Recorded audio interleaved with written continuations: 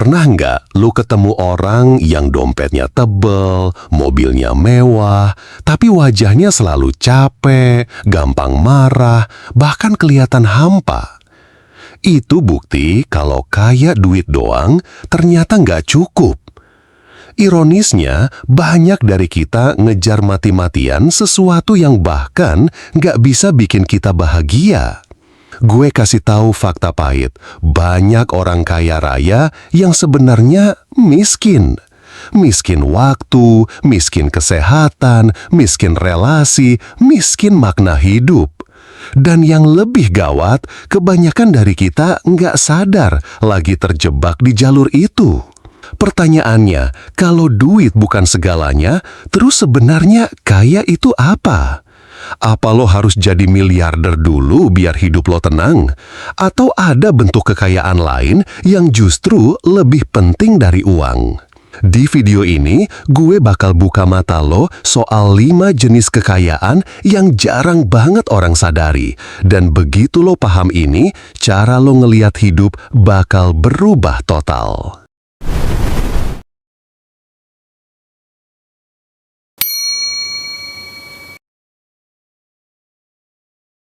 Lo sadar nggak, kita sering banget dengar orang bilang waktu itu uang.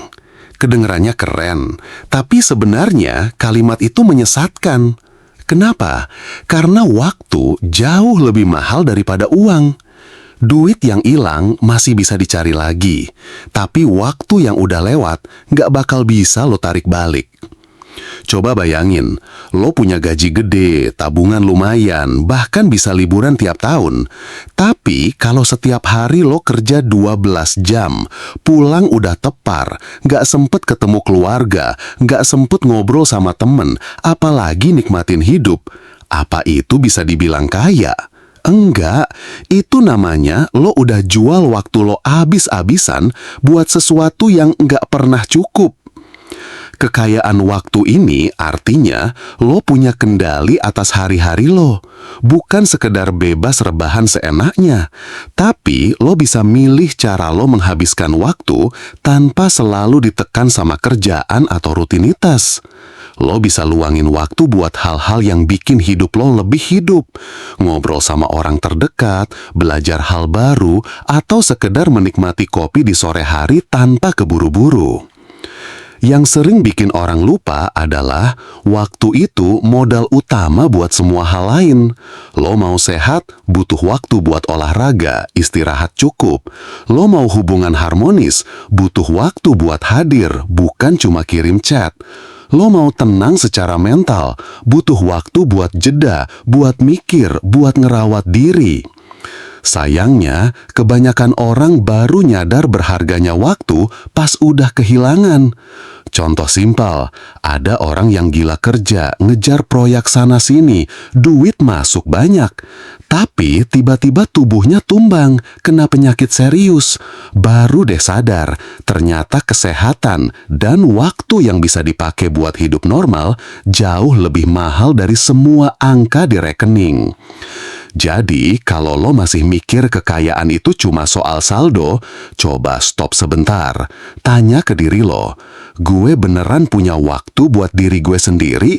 Atau semua hari gue ludes buat ngejar sesuatu yang gak pernah puas? Karena kalau waktu lo habis, duit sebanyak apapun gak bisa beli balik 1 jam pun. Di segmen berikutnya, gue bakal bahas jenis kekayaan kedua yang sering banget bikin orang salah kaprah. Bahkan kadang bikin mereka lupa nikmatin hidup, padahal itu sumber utama bahagia. Coba lo pikir, siapa orang pertama yang bakal lo telpon kalau lo lagi jatuh, lagi bingung, atau butuh bantuan cepat? Kalau jawaban lo aja butuh mikir lama, mungkin lo udah kehilangan salah satu bentuk kekayaan paling penting, kekayaan relasi. Banyak orang mikir relasi itu sekedar networking buat karir, ngumpulin kartu nama, kenalan bos-bos, atau punya circle keren biar kelihatan berkelas. Padahal relasi jauh lebih dalam dari itu. Relasi sejati adalah ketika lo punya orang-orang yang benar-benar peduli sama lo, yang siap hadir bukan cuma pas lo lagi di atas, tapi juga pas lo jatuh di titik paling rendah. Gue kasih contoh simpel. Ada orang yang secara finansial mapan, rumah mewah, mobil ada 3, rekening aman. Tapi tiap malam dia makan sendirian, nggak punya temen curhat, bahkan sama keluarga hubungannya renggang. Hidupnya kosong, meski semua tanda sukses ada di depan mata. Itu bukti nyata kalau duit nggak bisa beli kebersamaan yang tulus. Kekayaan relasi ini bukan cuma soal jumlah temen atau luasnya circle. Yang lebih penting adalah kualitasnya. Lebih baik punya 2-3 orang yang bener-bener lo percaya dibanding 200 kenalan yang cuma tahu lo pas ada maunya. Karena di saat lo bener-bener butuh, yang nyelamatin lo bukan like di Instagram, tapi tangan nyata yang mau narik lo keluar dari lumpur. Yang bikin relasi ini jadi kekayaan adalah karena efeknya ke semua aspek hidup. Lo lebih sehat mental karena ada tempat buat cerita. Lo lebih semangat ngejar mimpi karena ada yang dukung. Lo juga lebih bijak ambil keputusan karena ada perspektif orang lain yang lo percaya. Bahkan di dunia kerja, relasi yang sehat bikin lo lebih gampang berkembang, bukan karena nepotisme, tapi karena lo tumbuh bareng orang-orang yang saling dorong, bukan saling jatohin. Tapi sayangnya, banyak orang baru ngeh soal ini pas terlambat.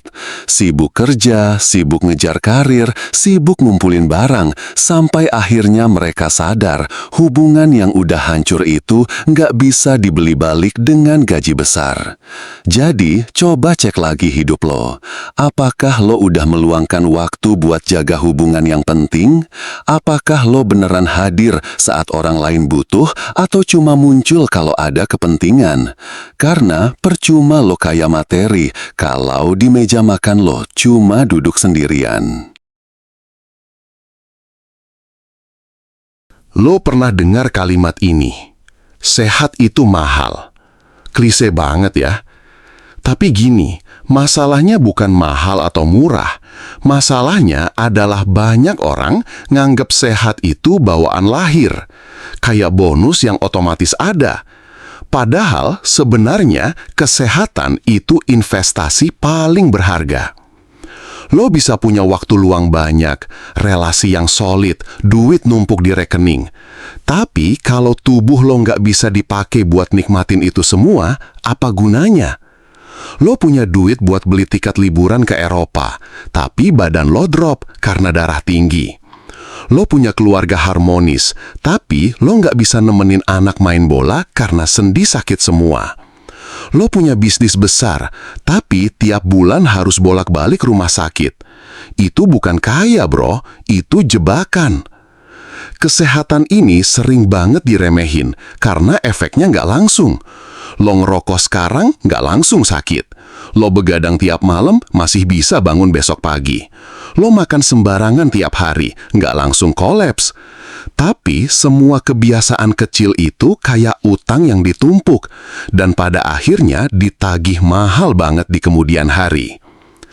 Yang bikin gue geleng-geleng, banyak orang rela kerja 12 jam sehari demi dapat tambahan gaji.